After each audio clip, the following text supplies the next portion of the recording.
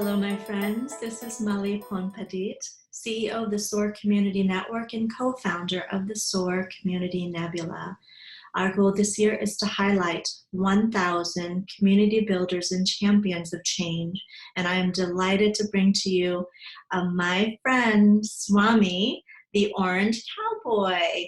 Thank you so much for being a part of our initiative. Joy, joy, joy, Molly. Thank you for having me. It is a joy to be with you again. It is an honor to be with you. I love your spirit. I love your energy. And for those that are meeting you for the first time, please reintroduce yourself to our community and let us know what you're currently working on in the world. Sure, Molly. I'm Swami, and for some strange reason, if you're looking at me, people have called me the Orange Cowboy, and it makes them laugh. And then I've done my job. And I've been in this field for almost 50 years, consciousness development, holistic wellness development. And in the last few years, I've been guided spiritually to reach more masses because I'm a monk and I've spent most of my focus helping through meditation and through healing and through things of that nature. And now they're bringing me into the field. The invitations are there for movies and TV. So I'm a co-owner of several TV networks, and I've written a screenplay. And it's all integrating spirituality, comedy, and good works. It doesn't have to be comedy if you're a charity or if you're doing good things in the world. And because people want to see something good on TV and in the theaters more than just fighting and negativity and drama. And so fortunately, I've been one of those people to be invited by Spirit to be a part of that. And so that's my greatest joy these days. That's wonderful. So I would love to share with our community the path that led you to this spiritual work, to raise the level of consciousness and to create peace for all. When did that journey begin, and where in your life have you experienced love and kindness and mentorship from others to help guide you in this profound way? Well, that's both two very good questions. The first question, basically since I was born, as far as back I can remember, probably I was 10, 8, somewhere in there, and I started to get dreams at night that I'd be separated from my parents, or different people would say, I'm your parents, I'm your parents. And very weird and obviously somewhat disturbing. And when I was 17, I had this similar dream, was in the waking state, where I was in the car with my family and I was looking at a red light at a funeral home and everything swirled black. And I just started crying, saying, I don't want you to die. And when I could see again, my parents were looking at me like, what are you talking about? And then in a year or so, they were in a car accident and they did die.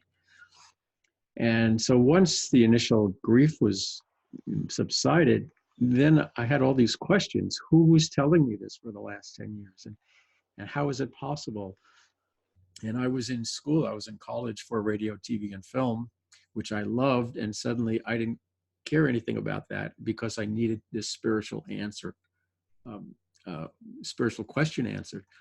And back in 1972, this was, so there were no yoga studios. There was one yoga and it was on public television. The Beatles went to India to meditate. That's all we knew. And now, look at what the amazing things you and your community are doing. And so many communities are. So back then, I found a meditation group. I became a meditation teacher, jumped in full force.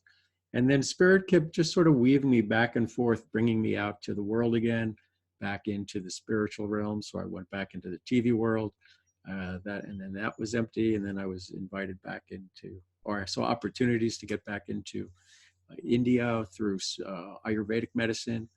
And I went there, and that's where I met my guru. And so he was probably, my parents loved me. We had a pretty good family life. But parents and kids, so you have your issues.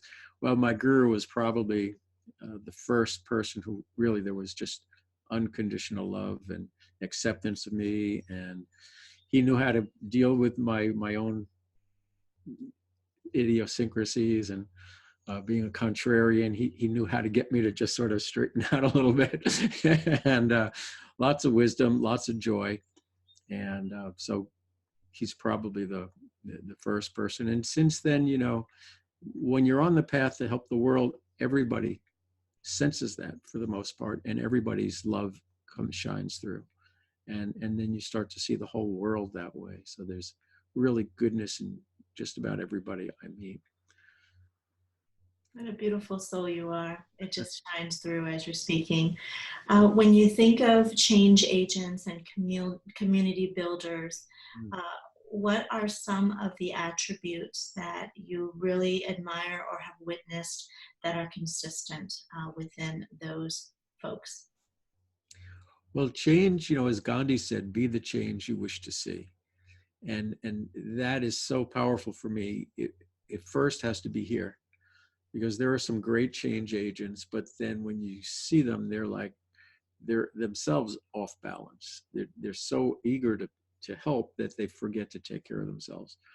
And so those change agents who are eating well, who are exercising, who have good relations, who are always working on their own mind and consciousness, whatever they're doing, that's, you know, in long term, that's probably the best change agent there is. Is that a message directly for me? That's what I felt like thinking when I heard you.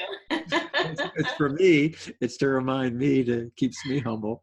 I heard you. That's absolutely right. And I think when we do want to create the change that we seek, we do have to be mindful of our own sense of balance and joy and rest, and non-judgmental thoughts of oneself.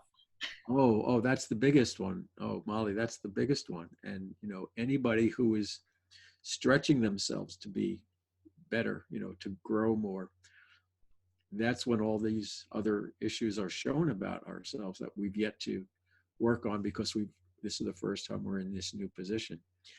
And boy, those self-limiting beliefs fly out. You open the window and you just let them out, but they're there, they'll go out. They're there. The movements and causes, or perhaps even a specific organization or two that really resonate with your heart, what causes are you putting forth your love, your energy, your gifts, your talents, your life experiences to help advance their missions? Well, I have a few in different ways. One of the environmentally and spiritually, there's a group called Pachamama Alliance out of San Francisco. And I went with them to the Amazon rainforest, and we stayed with an Amazon tribe in the rainforest, and had ceremony with the shamans. And the shaman told me I was a natural born healer and shaman. So they're doing a wonderful work, helping people spiritually, and also to understand about the environment and help protect the rainforest. Another group that I'm drawn to is Kiva, which is one of the first,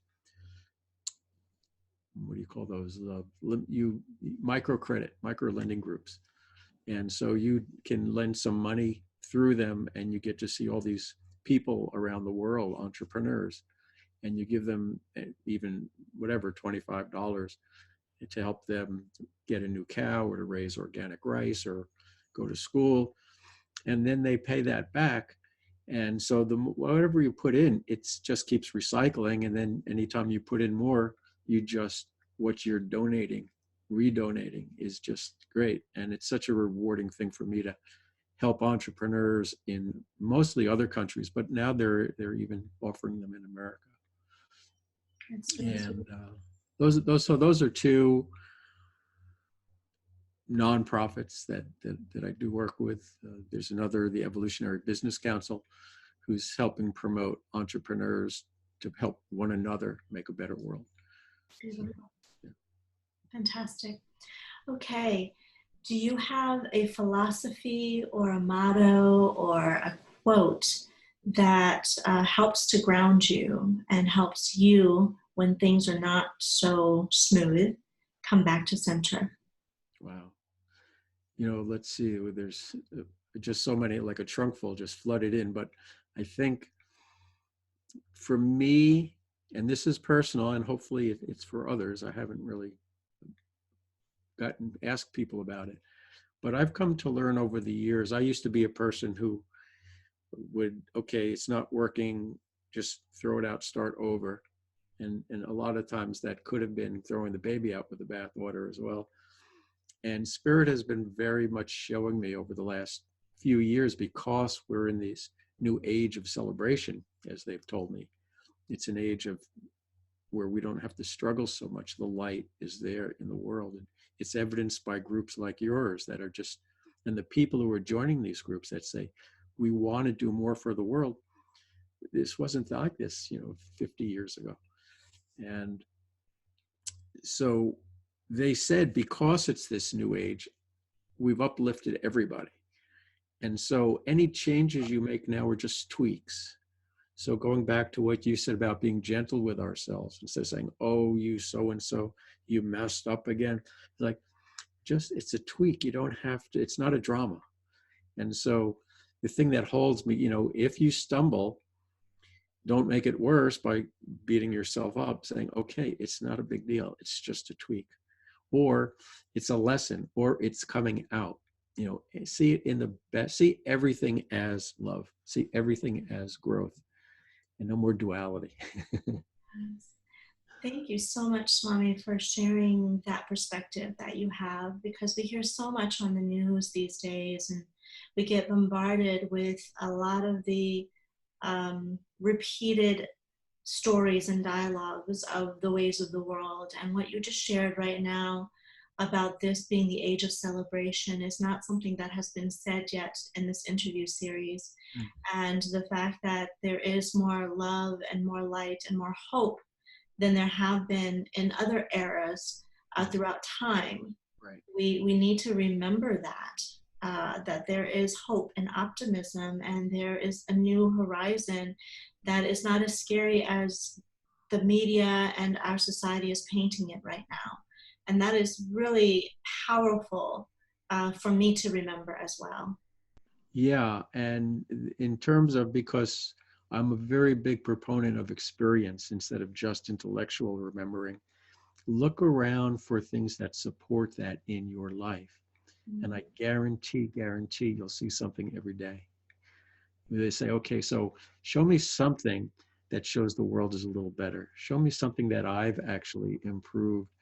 Show me where there's a little more joy. Just show me some joy, because whatever we put our mind on, that becomes more a part of our life. So it has a dual benefit. It proves to you in your own heart, it is true. Oh, it is true. And so then you grow with it.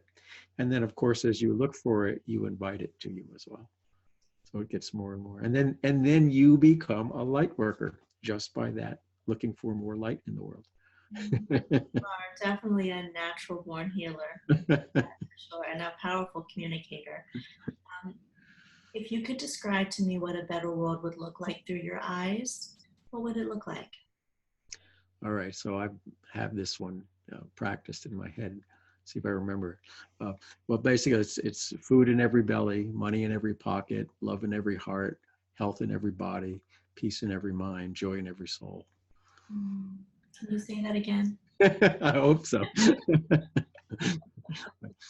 So it's food in every belly, money in every pocket, love in every heart, health in every body, peace in every mind, joy in every soul.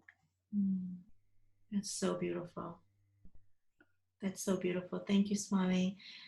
Can you share with us one or two ways in which our community, our beautiful, beautiful network of change agents can support and advance your mission or missions? Wow. Let's talk, let's meet, and we'll talk and see how we could support one another.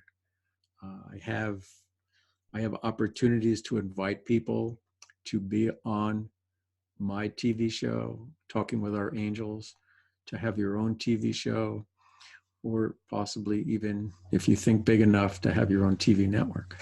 That's powerful.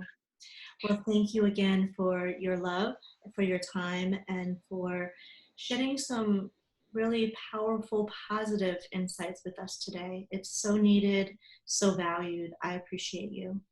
Thank you so much, Molly. Always a joy and a pleasure. Joy, joy, joy.